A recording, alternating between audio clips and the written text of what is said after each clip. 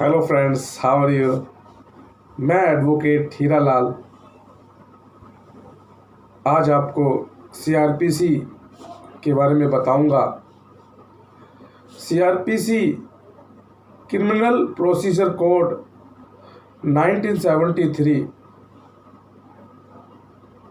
Chapter 1 की मैं बात करूंगा। प्रिलिमिनरी है, लेकिन मैं सारा ना पढ़ के कुछ ऐसे इम्पोर्टेंट सेक्शनों पर बात करूंगा जिसका जानना बहुत ज़रूरी है, आम लोगों के लिए भी और लोगों के स्टूडेंटों को मदद मिलेगी उनके एग्ज़ाम में अगर यह मेरी वीडियो सुनते हैं। मेरा जो पर्पज़ है वीडियो बनाने का, आम लोगों को कानून की जानकारी और जागरूकता दूं अपने इस वीडियो के माध्यम से। तो साथियों, शुरू करता हूं सीआरपीसी 1973। सबसे पहले मैं आपको बताऊंगा कि इंडिया में पहले कोई भी लॉ की क्वालिफिकेशन नहीं थी। पहले इंडिया में कोई भी लॉ नहीं था, इसलिए मॉडर्न लॉ से कार्य किया जाता था और उसमें बहुत कमियां थी जब हमारा देश आज़ाद भी नहीं हुआ था। जब की बात है, आपको बताऊंगा, the British passed the regulation act 1973 under Supreme Court has established in the Calcutta में 1973 में ब्रिटिश ने सुप्रीम कोर्ट की स्थापना की थी। रेगुलेशन एक्ट बनाया था, under supreme court act established in Kolkata. यानी ब्रिटिश ने पास किया regulation act 1773 under supreme court Calcutta में जो एस्टैब्लिश था।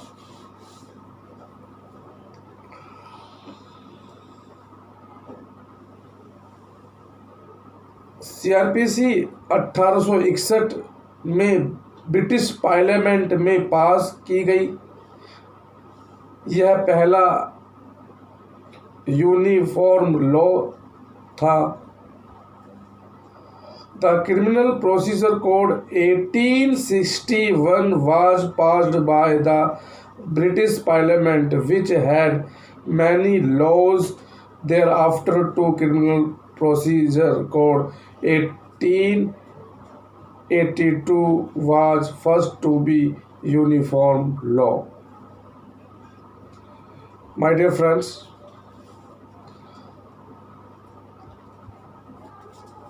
(1882) में पास किया गया पहला uniform law.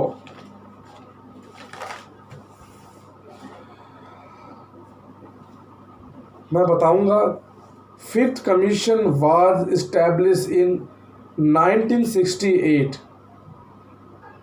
Under the chairmanship mister के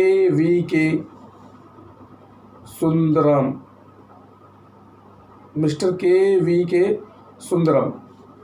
यानी पांचवा लॉ कमीशन एस्टैब्लिश बनाया गया 1968 में, 1968 under the chairmanship of mister के सुंदरम।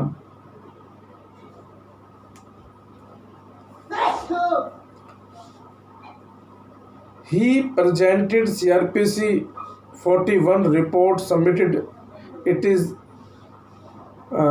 सितंबर 1969 में।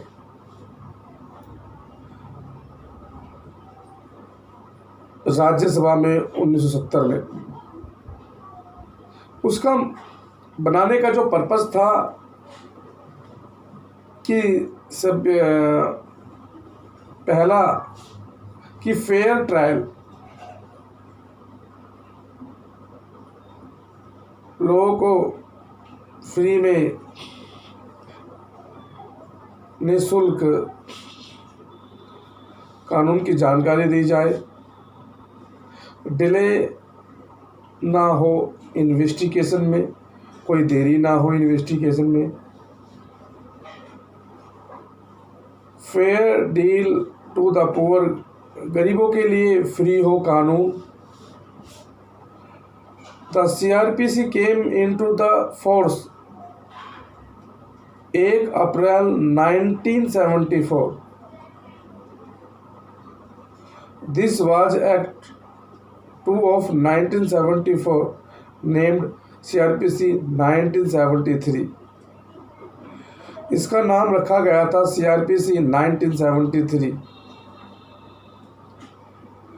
इसका ऑब्जेक्ट है substantive criminal law as contented in India.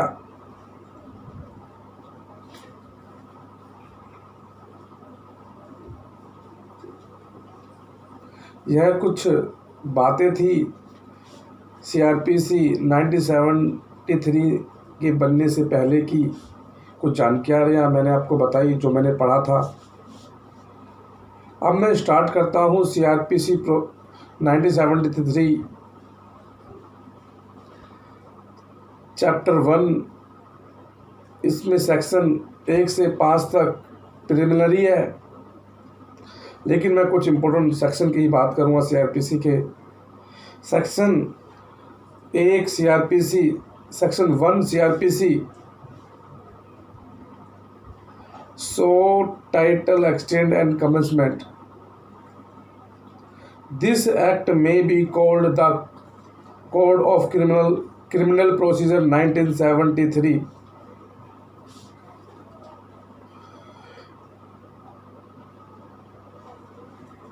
It extends to the whole of India except the Jammu and Kashmir, provided that the provision of this code other than those relating to chapter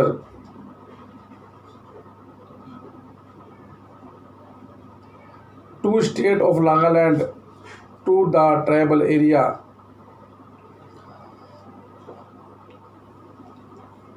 name of CRPC 1973। आपको पता है कि अनुच्छेद article 370 हटने के बाद अब पूरे देश में CRPC लागू हो गई है।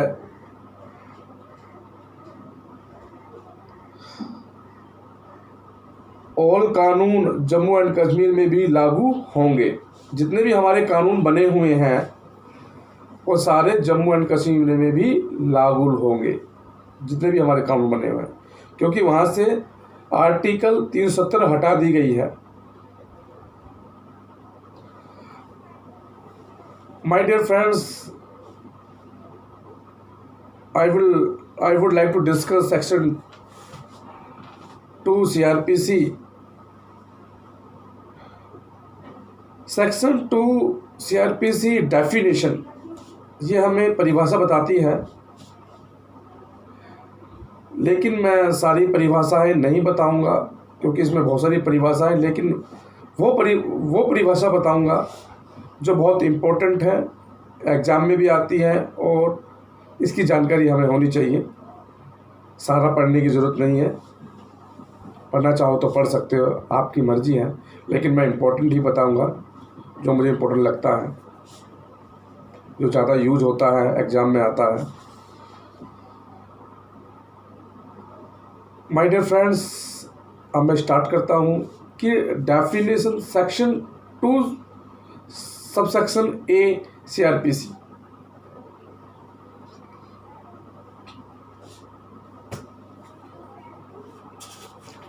Bailable offence. Bailable offense means an offense which is shown is available in the first schedule.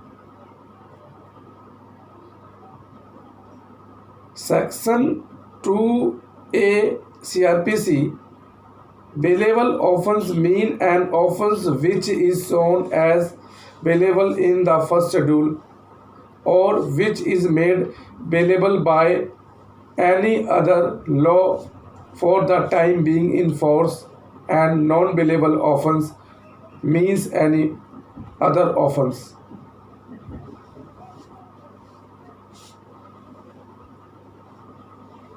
To A section CRPC में bailable offence mean first schedule और which is the made bailable offence by any other law, यानी कानून के 2A में first schedule में जो भी रखा है वह सारे ऑफेंस बेलेबल है, यानी कि जितने भी फर्स्ट शेड्यूल में जो बताए गए हैं रखे हैं वो सारे ही जमानतें अपराध हैं, बेलेबल ऑफेंस है।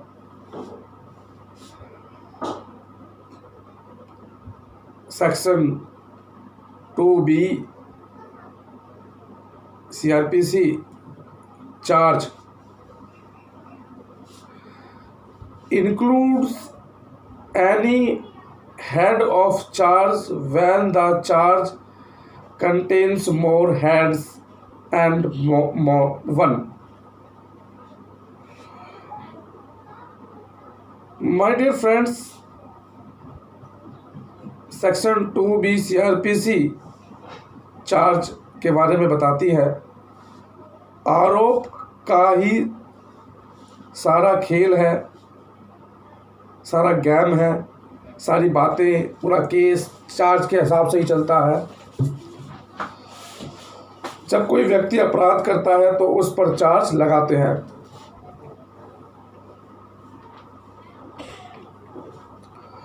Next 2C CRPC cognizable offense mean an offense for which an cognizable case means a case in which a police officer may, in accordance with the first schedule or under an other law for the time being, enforce arrest without warrant. Section 2C cognizable offence बताता है जिस charge में अपराध में police without warrant accused को arrest करती है वह कॉग्निजेबल ऑफेंस संज्ञेय अपराध होता है। संज्ञेय अपराध जैसे कि रेप, मर्डर, 2 साल से ऊपर के जितने भी केस हैं वह कॉग्निजेबल ऑफेंस होते हैं। पुलिस ऑफिसर को विदाउट वारंट अरेस्ट करने की पावर होती है। आगे चलते हैं। Next section 2D complaint. My dear friends, मैंने पहले एक वीडियो बनाई थी जहां पर मैंने कंप्लेंट की बात की थी और अच्छे से बताया, लेकिन मैं और अच्छे से डिफाइन करना चाहूँगा कि कंप्लेंट क्या है। Section 2D CRPC complaint means any allegation made orally or in writing to a magistrate with a view to his taking action under this code that some person, whether known or unknown, has committed an offense but does not include a police report. My dear friends,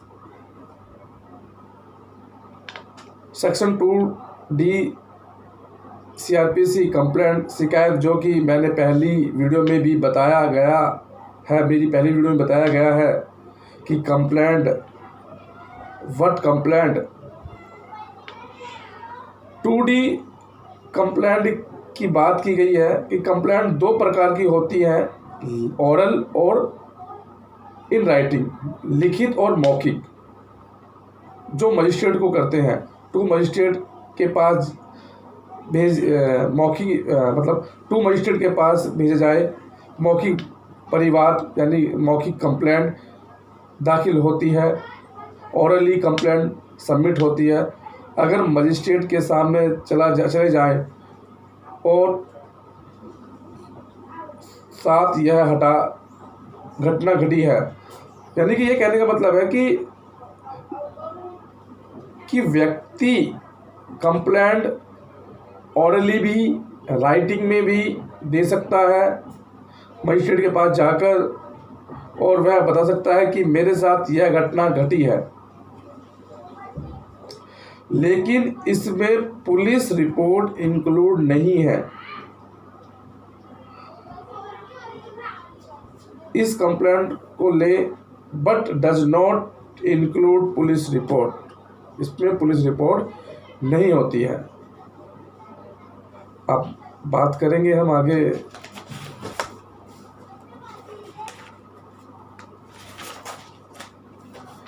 section 2G। मैं थोड़ा सा ऐसे बता देता हूँ। 2E में high court mean है, in relation to any state the high court for the state, in relation to union territory to which the jurisdiction of the high court for state has been extended by law, that high court. 3. In relation to any other union territory, the high court of criminal appeal for the territory other than the Supreme Court of India.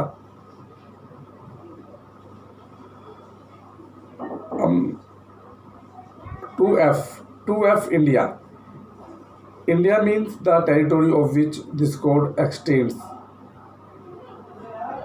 अब मैं बात करूँगा बहुत important section की 2G। 2G means inquiry. Inquiry means every inquiry other than a trial conducted under this code by a magistrate or court. 2G CRPC inquiry means जांच, यानी कि court में जांच करते हैं। Trial mean procedure of magistrate, magistrate जांच कर रहा हो उसे इंक्वायरी करते हैं, कर रहा हो या करवाता है या करता है उसे इंक्वायरी कहते हैं। 2H इन्वेस्टिगेशन, वेरी इंपॉर्टेंट है, पता होना चाहिए। What is the meaning of the investigation?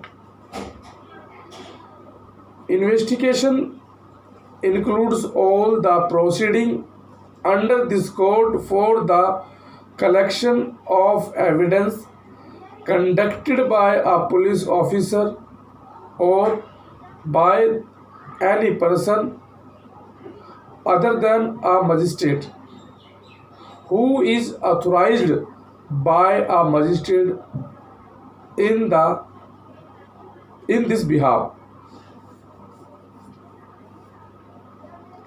2H CRPC बताती है इन्वेस्टिगेशन पुलिस अधिकारी द्वारा या मजिस्ट्रेट द्वारा या ऑथराइज पर्सन द्वारा इन्वेस्टिगेशन की जाती है। वो कलेक्ट द एविडेंस करते हैं। पुलिस की इन्वेस्टिगेशन पर कोर्ट ट्रायल इंक्वायरी करती है। जो पुलिस इन्वेस्टिगेशन करती है, जो तथ्य देती है, एविडेंस देती है, उसको इंक्वायरी करती है कोर्ट में और एक्यूज को सजा देती है। अब हम आगे चलेंगे 2I।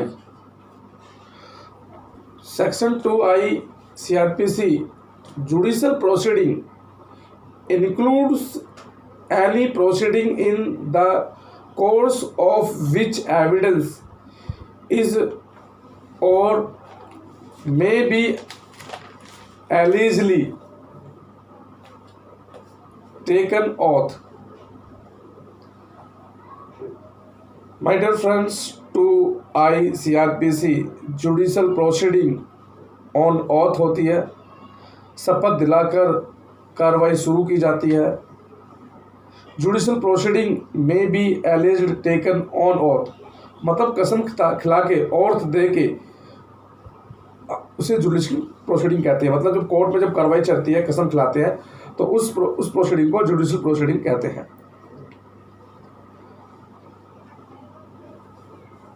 आगे चलेंगे। 2K मीन्स होता है metropolitan area, mean in the area declare और deem to be declare under section A to be a metropolitan area. छोड़ देता हूँ, ज़्यादा इंपॉर्टेंट नहीं है।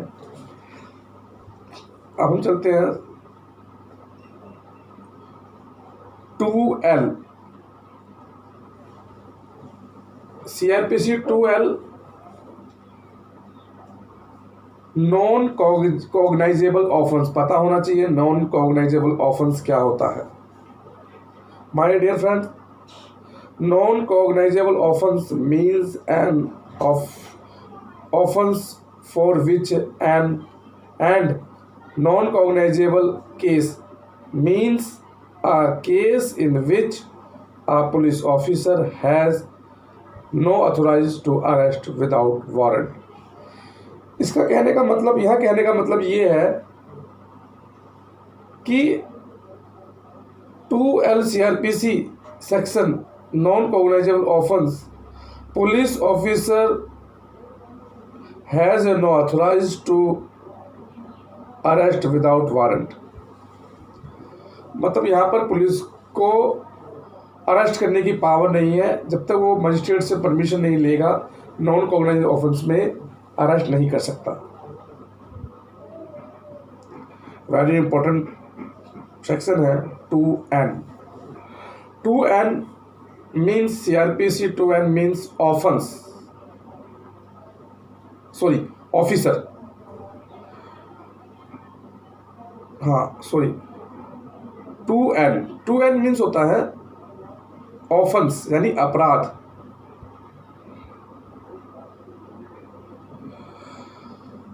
ऑफेंस मीन्स एनी एक्ट और omission made punishable by the law for the time being in force and include any act in respect of which a complaint may be made under section 20 of the Cattle Trespass Act 1871।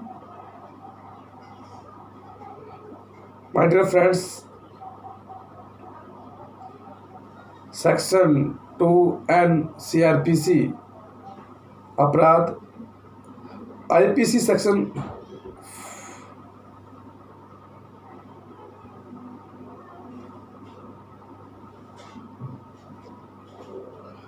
40, IPC section 40 offence यानी अपराध की definition है। इसी प्रकार यानी कि IPC के अंदर भी सेक्शन IPC सेक्शन 40 यानी 40 में अपराध की डेफिनेशन दी गई है। इसी प्रकार से सेक्शन 2N CRPC में ऑफेंस यानी अपराध की परिभाषा दी गई है।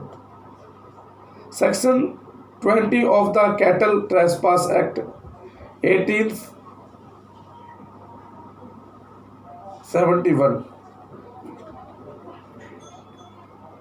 में कंप्लेंट की जा सकती है।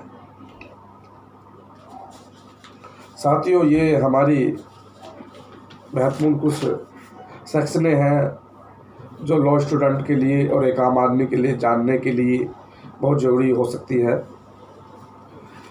अब हम आगे बात करेंगे 2O section 2O CRPC। 2O officer in charge, पता होना चाहिए, officer in charge of the police station include when the officer in charge of the police station is absent from the station house or unwell from illness or other cause of perform his duties, so the police officer present at the station house, so who is next in rank to such officer and is above the rank of constable or when the state government so directs any other police officer so present। कहने का मतलब ये है CRPC 2O में police officer in charge PS मतलब police station in charge की अनुपस्थिति में यानी एब्सेंट में उससे ठीक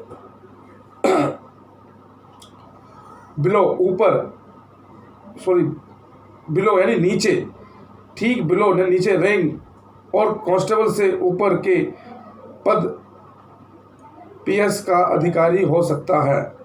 कहने का मतलब ये है कि पुलिस स्टेशन का इंचार्ज की अनुपस्थिति में ठीक उससे बिलो जो भी उससे नीचे का रैंक का है वो उसका अधिकारी होगा, लेकिन कांस्टेबल से ऊपर होना चाहिए। My dear friends, 2O CRPC बहुत इम्पोर्टेंट है, पता होना चाहिए कि officer in charge of police station क्या है। अब बहुत इम्पोर्टेंट सेक्शन है ये भी। 2R CRPC क्या है? Police report. पुलिस रिपोर्ट होती क्या है?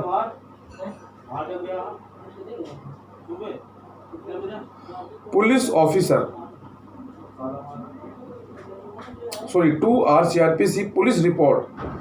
What is the police report? Police report means a report forwarded by a police officer to a magistrate under subsection 2 of section 173। बहुत इम्पोर्टेंट है ये वकीलों के लिए भी और लॉ में पढ़ रहे स्टूडेंट के लिए भी, और ये प्रैक्टिस में भी आता है और आम लोगों को भी पता होना चाहिए कि 2R CRPC पुलिस रिपोर्ट क्या मतलब क्या है।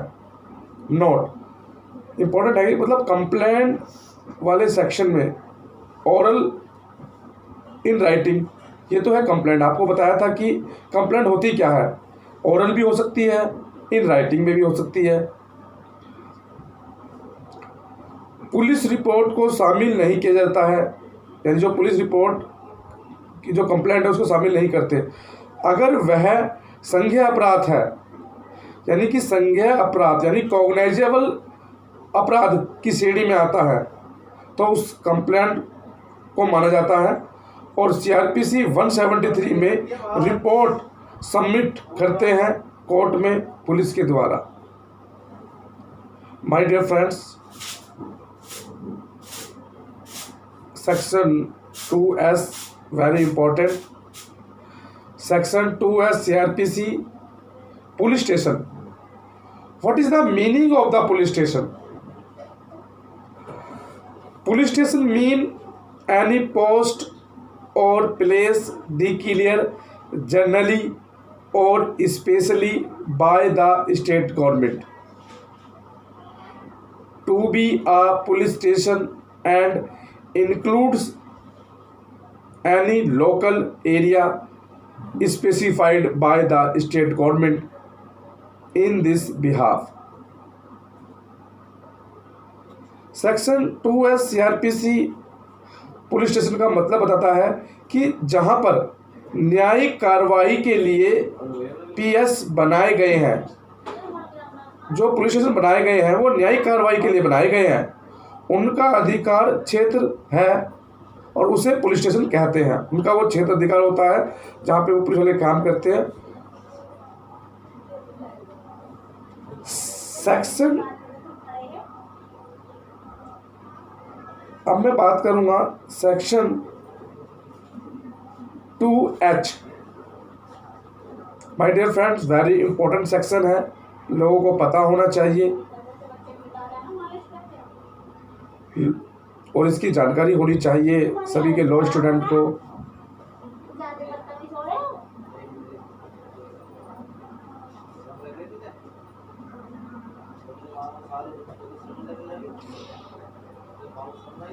हमें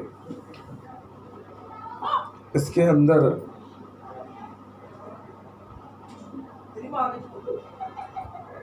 पब्लिक प्रोसिक्यूटर 2U 2H को छोड़ देते हैं हम। Section 2U public prosecutor. What is the meaning of the public prosecutor? Public prosecutors means any person appointed under section 24 and includes any person acting under the direction of a public prosecutor. My dear friends, section 2U CRPC public prosecutor. Public prosecutor का मतलब होता है लोग अभियोजक, जो सरकारी advocate भी कह सकते हैं, सरकारी वकील होते हैं, सरकार की तरफ से कार्यवाही करते हैं, उन्हें पब्लिक प्रोसिक्यूटर कहते हैं। अब मैं बात करूंगा, बहुत इम्पोर्टेंट सेक्शन है 2W CRPC 2W। 2W means सम्मन। What is the summon? Summon case. What is the summon case?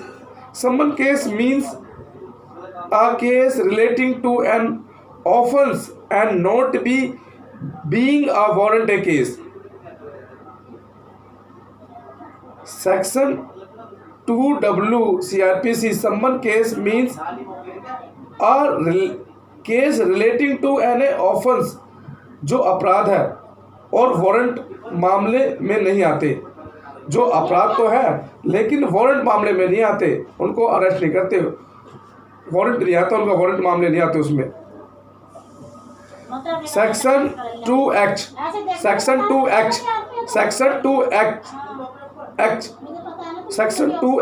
Warrant case. Warrant case means a case relating to an offense punishable with death, imprisonment for life or imprisonment for a term exceeding 2 years। बहुत इंपॉर्टेंट है, पता होना चाहिए। Section 2X warrant case means relating to punishment offence, जिसमें सजा दी जाती है, वारंट जारी हो गया हो, जो 2 वर्ष से अधिक की सजा वाले जो केस होते हैं उन्हें वारंट केस कहते हैं, जिसमें पनिशमेंट मिलती है, पनिशमेंट होता है।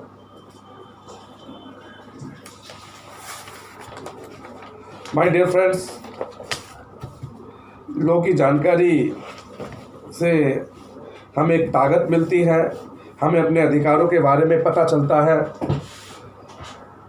अब मैं बात करूँगा section 4 CRPC trial.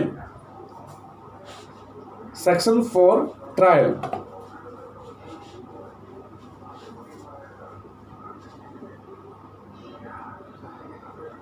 My dear friends, section 4 trial of offense under the Indian Penal Code and other laws. All offense under the Indian Penal Code shall be investigated, inquiry into trial and otherwise deal with according to the provision hereinafter contained. Second, all offense under an other law shall be investigated, inquired into the trial and other deal with according to the same provision, but subject to any enactment for the time being in force relating to the manner of place of investigation, inquiry into typing or otherwise deal with the such offenses. My dear friends, section 4 CRPC trial कैसे होगा? IPC के अनुसार, जो कि punishment उस प्रक्रिया को लागू करने के लिए करते हैं। My dear friends, section 5 CRPC saving. Nothing contained in this code shall, in the absence of a specific provision to the country affect any special or local law for the time being in force of any special jurisdiction or power conferred of any special form of proceeding prescribed by an other law for the time being in force.